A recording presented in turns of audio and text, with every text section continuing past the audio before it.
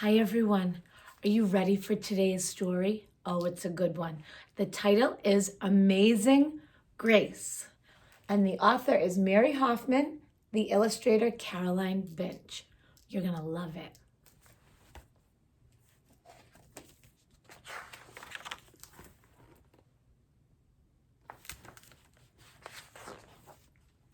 Grace was a girl who loved stories. She didn't mind if they were read to her or told to her or made up in her own head. She didn't care if they were in books or movies or out of Nana's long memory. Grace just loved stories.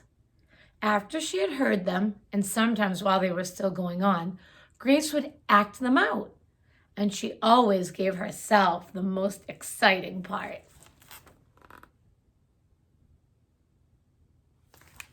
I think that's what I would do too. Give yourself the best part. Grace went into battle as Joan of Arc and wove a wicked web as Anansi the spider.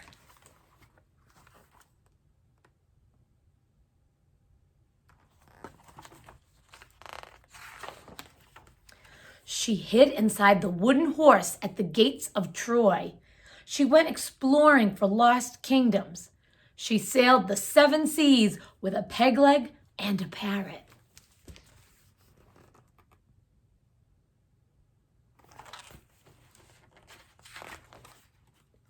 She was Hiawatha, sitting by the shining big sea water, and Mowgli in the backyard jungle.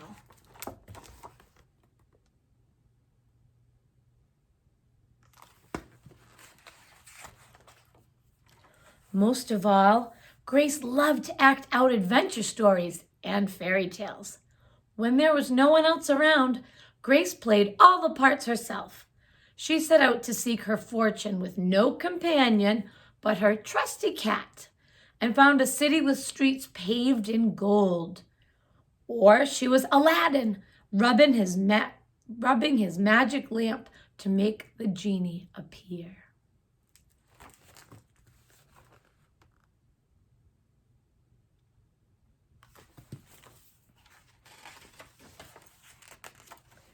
Sometimes she could get Ma and Nana to join in when they weren't too busy. Then she was Dr. Grace, and their lives were in her hands.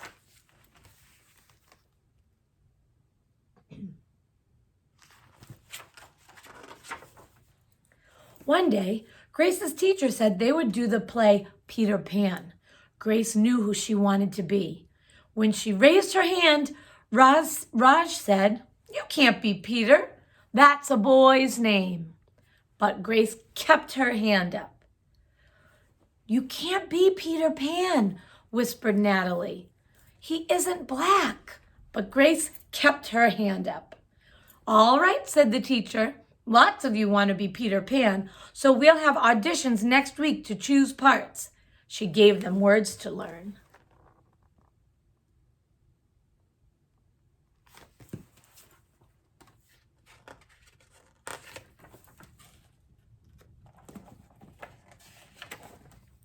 When Grace got home, she seemed sad. "What's the matter?" asked Ma. "Raj said I can't be Peter Pan because I'm a girl." "That just shows what Raj knows," said Ma. "A girl can be Peter Pan if she wants to." Grace cheered up.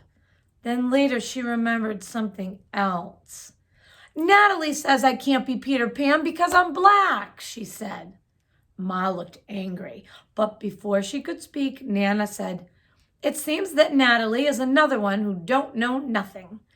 You can be anything you want, Grace, if you put your mind to it."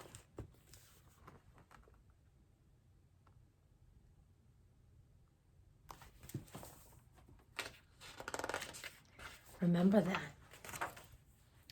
On Saturday, Nana told Grace they were going out. In the afternoon, they caught a bus and train into town. Nana took Grace to a grand theater. The sign outside read, "Rosalie Wilkins in Romeo and Juliet," in sparkling lights. "Are we going to the ballet, Nana?" asked Grace. "We are, honey, but first I want you to look at this picture." Grace looked up and saw a beautiful young ballerina in a tutu. Above the dancer, it said, "Stunning new Juliet." Look closely at the picture.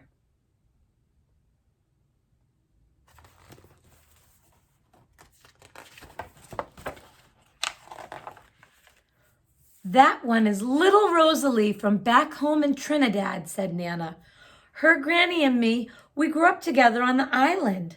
She's always asking me, do I want tickets to see her Rosalie dance? So this time I said yes." After the ballet, Grace played the part of Juliet, dancing round her room in her imaginary tutu. "I can be anything I want," she thought.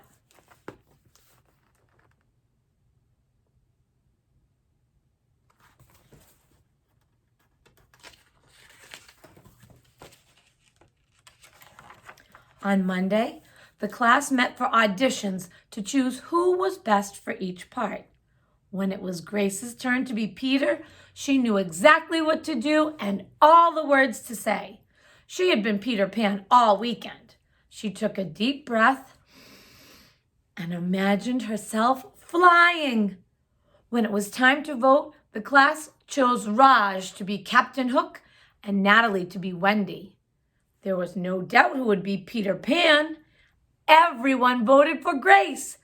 "You were fantastic," whispered Natalie.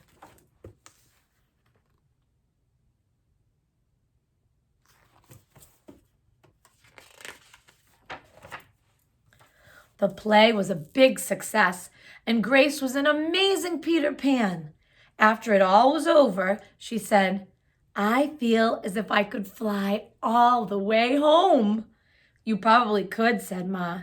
"Yes," said Nana. "If Grace put her mind to it, she can do anything she wants."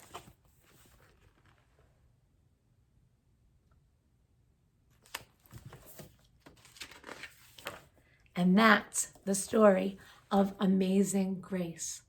So remember, it doesn't matter if you're a boy or a girl, or what you look like, the color of your skin, how tall or short you are. If you want something bad enough, work for it. You can do anything you want, anything you set your mind to.